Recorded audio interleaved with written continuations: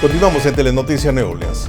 Un comité de la Cámara Baja lleva a cabo hoy una audiencia sobre los cargos políticos que enfrenta el secretario de Seguridad Nacional Alejandro Mayorkas. Es acusado de negligencias a la hora de hacer cumplir las leyes migratorias y los republicanos quieren un juicio político para destituirlo. Randy Serrano nos amplía.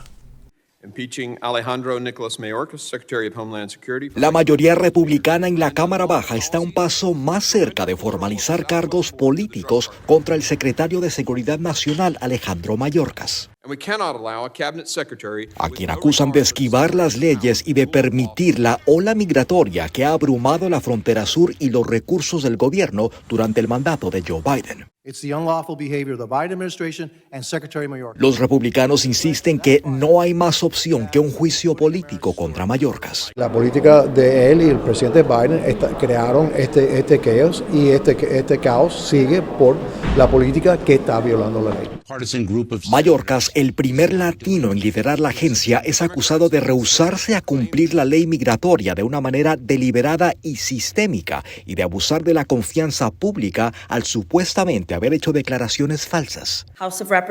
Los demócratas, por su parte, aseguran que se trata de un esfuerzo político sin fundamento y dicen que es una farsa por parte de los republicanos durante un año electoral. Es todo mentira, hipocresía. Lo que estamos haciendo en este momento es gastando el tiempo y el dinero que la gente paga en impuestos para tenernos en esta audiencia en vez de solución. Mayorkas, por su parte, arremetió contra el proceso en una carta al comité en la que se defendió a capa y espada, asegurando que durante el gobierno de Biden se habían deportado a más personas que durante el gobierno previo y que bajo su mandato sí se estaban haciendo cumplir las leyes. De formalizarse los cargos contra Mayorkas, sería el Senado quien se encargaría de llevar a cabo un juicio. Pero una destitución es poco probable, dado que ahí son los demócratas los que mantienen el control. Los políticos ahora se preparan para un voto en el Pleno de la Cámara Baja, posiblemente en los próximos días. Se tratará de la primera vez en más de 140 años que un funcionario enfrenta este proceso en el Congreso. En Washington, Randy Serrano, Telemundo. Muchas gracias, Randy. Y en Honduras, CONADE condena la muerte violenta del comunicador social en Santa Bárbara. Estas y otras informaciones de nuestros países.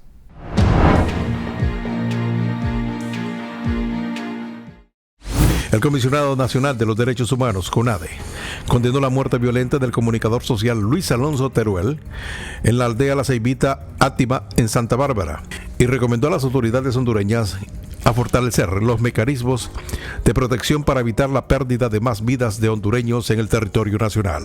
Teruel es la primera víctima vinculada a los medios de comunicación que pierde la vida violentamente en el 2024, la tercera en Santa Bárbara, y la víctima 99 desde que se registró el primer caso en el país en el año 2001.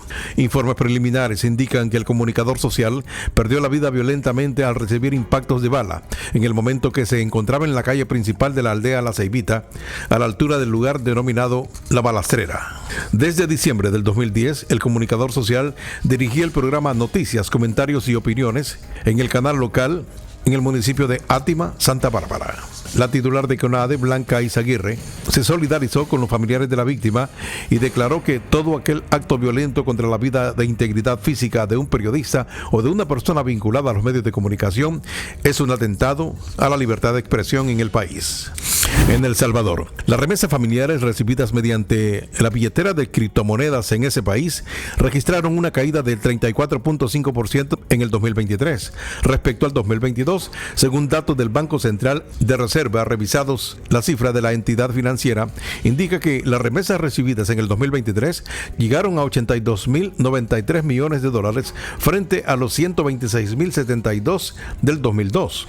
La diferencia en estas divisas trasladadas a billeteras digitales fue de 43.079 millones de dólares menos. El Salvador se convirtió en septiembre en el 2021 en el primer país del mundo en adoptar el Bitcoin como moneda en curso legal junto al dólar estadounidense. Sin embargo, el 88% de la población no utilizó este criptoactivo en el 2023, según una encuesta reciente.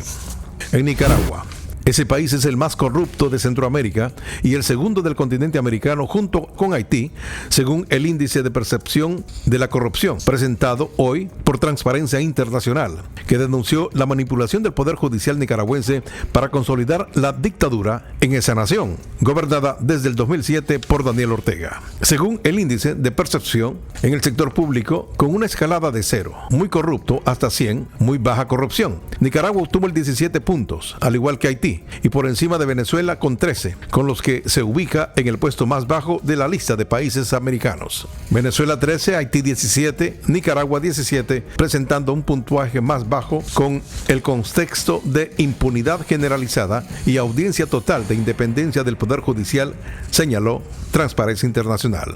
Y en México, el presidente Manuel López Obrador expresó que no aceptará que los políticos deshonestos de Estados Unidos usen a México como una piñata por problemas con el tráfico de fentanilo y la migración rumbo a las elecciones de este 2024. El mandatario atribuyó la crisis del consumo de fentanilo a Estados Unidos a los valores de ese país, donde, según él, los jóvenes afrontan problemas porque sus padres los echan de la casa apenas cumplen la mayoría de edad. Las noticias internacionales son traídas a ustedes por Orleans Furniture, la mueblería oficial de los latinos. Ahí tenían la información, nos vamos a la pausa y al regresar en Telenoticias New Orleans les presentamos el pronóstico del tiempo y los deportes. Quédese con nosotros. Las condiciones secas prevalecen con nosotros, pero hay posibilidad de tormentas próximamente. ¿Cuándo? Les cuento al regresar de la pausa.